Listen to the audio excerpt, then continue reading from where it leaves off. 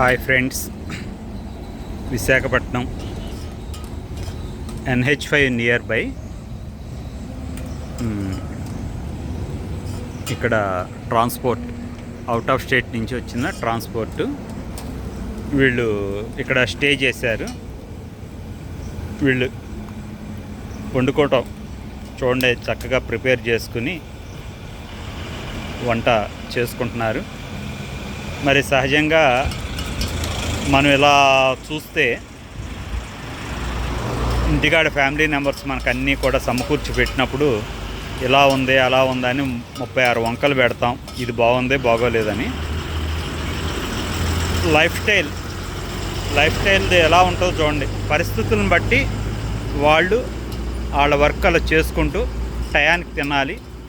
మరి ఫుడ్ ఎక్కడ పడితే అక్కడ హోటల్స్ ఉంటాయి, కానీ సొంతగా చేసుకోవటం వలన హెల్త్ కానీ అన్ని రకాలుగాను బాగుంటాయి. వాళ్ళు తినేది కూడా తృప్తిగా తినగలుగుతారు. చూడండి, వాళ్ళు ఎంత నీట్గా టమాటాస్ నీట్గా కట్ చేసుకున్నారు, ప్రిపేర్ చేసుకున్నారు, దాన్ని చేస్తున్నారు. భయ్యా అచ్చా